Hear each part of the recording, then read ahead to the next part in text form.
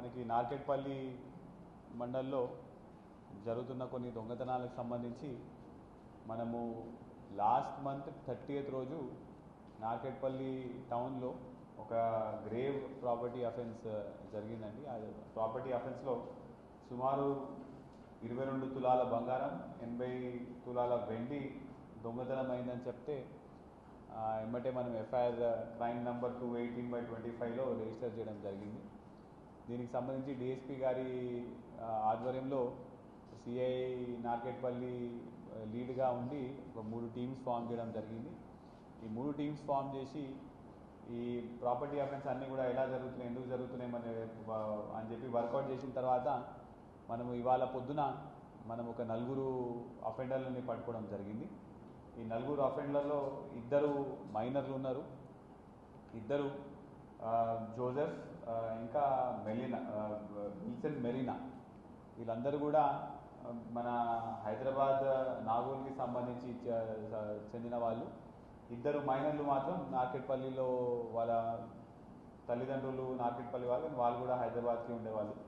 So వీళ్ళందరూ కూడా చాలా వరకు గాంజాకి అలవాటు పడి, మాదక ద్రవ్యాలకు అలవాటు పడి చదువు అంతా బంద్ చేసి ఈ దొంగతనాలు చేస్తున్నారు. అయితే వీళ్ళు ఆ రోజు దొంగతనం అయిన తర్వాత ముగ్గురు అబ్బాయిలు వచ్చి దొంగతనం చేసిన తర్వాత ఈ బంగారం కూడా మెరీనాకి ఇచ్చి, మెరీనా మళ్ళీ అందులోకెళ్ళి కొంత డబ్బులు తీసుకొని ఒరిస్సాకి వెళ్ళి అక్కడికి వెళ్ళి మళ్ళీ 2 కిలోలు గాంజా కొనుక్కొని వచ్చి ఆ గాంజా వీళ్ళందరూ 4 సమానంగా పంచుకొని మళ్ళీ వీడి గాంజాని మళ్ళీ అమ్మనికి చూసి ఇట్లాంటి దొంగతనాలు అన్నీ చేయడం జరిగింది. ఇప్పుడు మనం వీళ్ళ దగ్గర నుంచి సుమారు 2 కేజీల గాంజా పట్టుకున్నాము.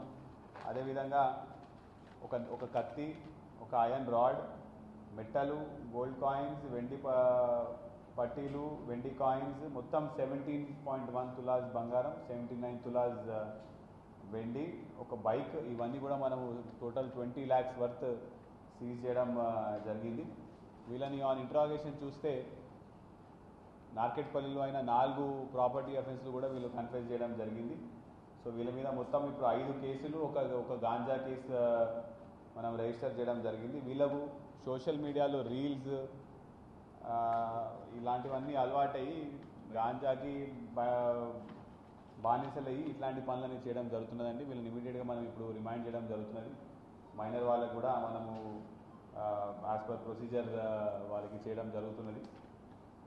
ఇదంతా కూడా మన సిఐ నార్కెట్పల్లి, ఎస్ఐ నార్కెట్పల్లి, వాళ్ళ టీం మెంబర్స్ అందరూ కూడా చాలా యాక్టివ్గా పార్టిసిపేట్ చేసి వీళ్ళని పట్టుకోవడం జరిగింది. డిఎస్పీ గారు కూడా మంచిగా గైడ్ చేయడం జరిగింది. So my congratulations to the entire team.